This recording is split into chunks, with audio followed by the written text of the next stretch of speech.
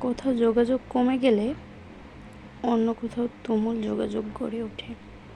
সুতরাং কেউ আপনার সঙ্গ ত্যাগ করেছে মানে অন্য কোথাও সে তার নতুন সঙ্গী খুঁজে পেয়েছে।